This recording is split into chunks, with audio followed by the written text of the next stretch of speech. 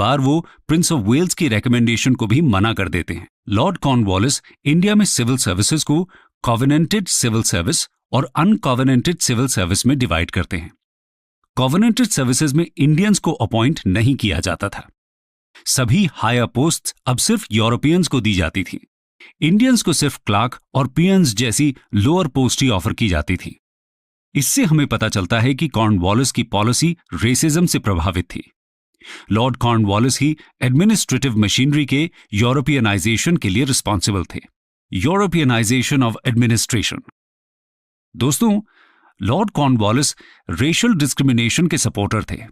उनके अकॉर्डिंग तो हर एक इंडियन करप्ट था, इसलिए सभी हायर सर्विसेज को वो सिर्फ यूरोपियंस के लिए रिजर्व कर देते हैं। कॉवेनेंटेड सर्विसेज के दरवाजे भी उन्होंने ही इंडियंस के लिए बंद कर दिए थे।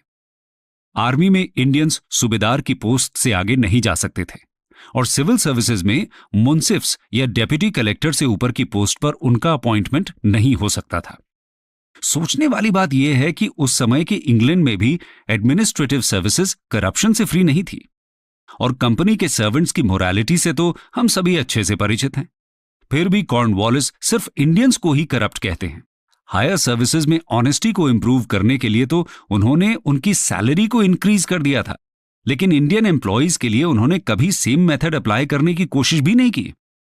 इससे साफ होता है कि लॉर्ड कॉर्नवालिस इंडियंस को लेकर काफी ज्यादा प्रेजुडिस्ड थे। उन्होंने ही रेशियलिज्म की पॉलिसी पर ऑफिशियल मोहर भी लगा दी थी और इस रेशियलिज्म की पॉलिसी से Anglo Indian relations British rule के आखिरी समय तक ग्रसित रहते हैं। आइए अब लॉर्ड कॉर्नवालिस के नेक्स्ट रिफॉर्म्स यानी कि कमर्शियल रिफॉर्म्स को डिस्कस कर लेते हैं।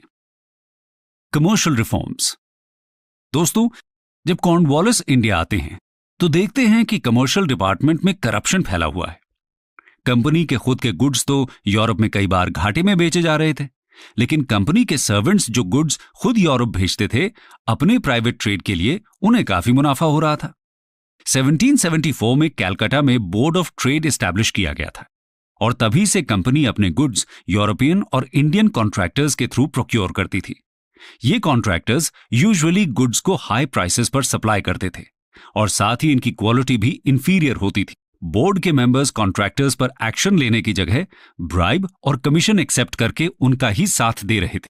इसलिए कॉर्नवालिस बोर्ड ऑफ ट्रेड की स्ट्रेंथ 11 से कम करके 5 मेंबर्स की कर देते हैं। इसके साथ ही कॉन्ट्रैक्ट्स के थ्रू प्रोक्योरमेंट का मेथड खत्म कर दिया जाता है और इसकी जगह अब कमर्शियल रेजिडेंट्स और एजेंट्स के थ्रू सप्लाई के मेथड को अपना लिया जाता है। ये कमर्शियल रेजिडेंट्स मैन्युफैक्चरर्स को एडवांस देकर प्राइस सेटल कर लेते